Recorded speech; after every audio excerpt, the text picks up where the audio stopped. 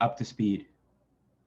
Well, he did a lot this morning with Steve Hetzel before practice. He's bright, very bright, and he's had a lot of different experiences. So I just spent a little time with him before we started practice, and he understands it's an opportunity, and he also understands that the quicker that he can get up to speed, the better chance he has to play well. So, um, Frank did a really good job, and I get really good feelings just from watching Chase in practice and having a chance to speak with him a little bit. Dan Savage, OrlandoMagic.com. Cliff, for those who haven't watched Chase's career as closely, what are some of the elements that you think he could bring to this team? Well, I mean, first of all, it's range shooting. And then I think the second piece, I just think, as I was told, solid as a rock. A guy who's going to understand offense, understand defense. You're going to execute when he's on the floor. And you could tell today, even though, he just got here verbal, asking a lot of questions. He spent time with Steve as we were running through stuff. And, look, it always starts with that in our league. Smart is always a good way to go. And obviously the way he shoots the ball too. Josh Robbins, The Athletic. Steve, I know you get a little leery when anyone credits you for Vucevic's success. I know it's something you disagree, but I'm curious, in your first 2 years coaching him, or maybe within the last year, did you ever advise him to take more threes? Actually, I think he'll tell you that him starting to shoot more threes started before I got here. And I think that, I think Mike Batiste has had a lot to do with that development. I might be wrong about this, but I believe that actually one of his first conversations was a combination of Frank with Jeff and John about shooting more threes.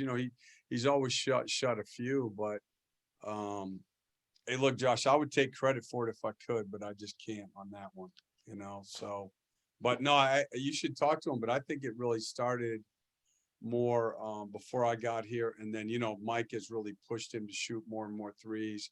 Bruce has obviously done a really good job with him, and now it's a big part of his game. I recall after the bubble entering this season also, you and Vuce himself said that you both hoped that his success in the playoff series and in the bubble would translate to this season. In your wildest dreams, was this amount of production in your mind? I'm not surprised, to be honest with you. I mean, I think that what happens is when you're around guys all the time, he has a routine. He's a very serious player, very committed.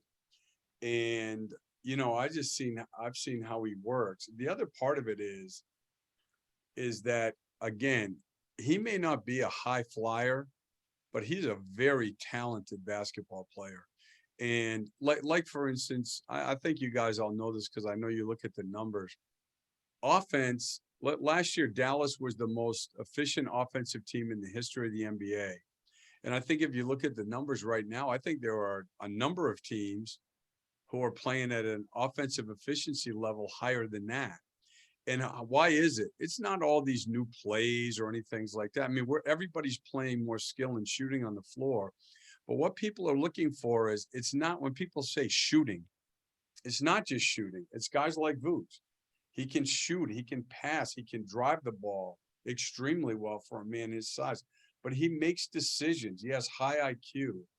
And that's what the NBA has become more and more. And, I've shared this with you before. I remember we were in a staff meeting when I was here with Stan, and somebody made a comment about, like, I wish he was, he could play more like Turk. And we were talking about decision making. And Stan said, in his typical Stan, he's so right, he said, listen, the first time Turk played when he was like 4th, 5th, 6th grade and the ball came to him and his teammate was open, he passed the ball. You don't teach that stuff. Guys that struggle with decision making, that don't have a feel for the game, they limit your team today. He's the opposite of that. All the things that it takes to be a smart player, he does so instinctively. Plus, he's a great learner. So being around him, like, look, I'm wrong a lot. I think most coaches are wrong a lot, but I mean, after like 3-4 weeks, I wasn't going to say this guy's going to be a superstar, but I knew he was a really good player. Dan Savage, OrlandoMagic.com. Cliff, you've had a number of guys that have been questionable the last few days. How did those guys, or what did those guys, were they able to do in practice today? And are any of them a little bit closer? I think so. Chief did everything today. We didn't do contact. I was actually thinking about it until I got up this morning, but we had a 4 a.m. or 4:30 arrival yesterday. And so on my planning, when I got up this morning, I didn't feel great. So as the great Brendan Malone used to say to Stan, if you don't feel good, how do you think they feel? And so we did more today, organizational execution based, but Chief did everything. Evan did everything. And, so we'll see how they feel tomorrow. Christos, did you have a question? Yes, hello. You hear me? Yes. Go ahead. Great. Hello, coach. I would like to ask you, how could you evaluate the last couple of games of your team, and how satisfied you are from your players about the way that try to cover up the absences and try to play in a shorthand roster?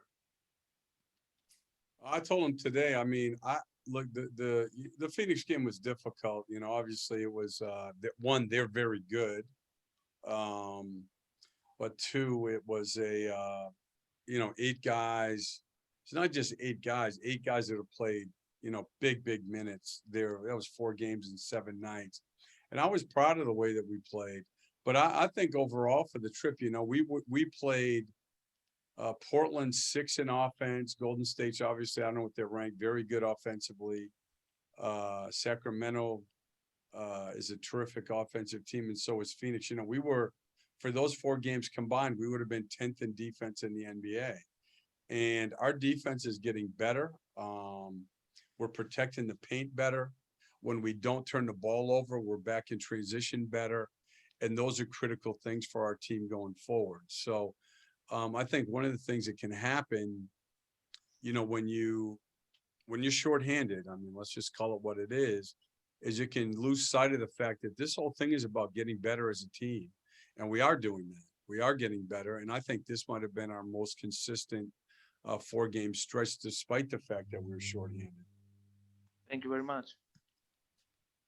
Josh Robbins, The Athletic. Not to ask you to divulge too many confidences, Steve, but when you chit chat with your fellow opposing head coaches, do they ever say to you something along the lines of, man, it's tough to game plan for your team because of Vucevic and what he can do?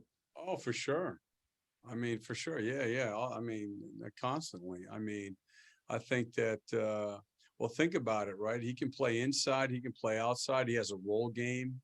He has a flare game. But more than that, again, it's not the shooting. It's the decision-making, the passing. So, all the time. All the time. All right. Thank you for your time, Coach. Thank you.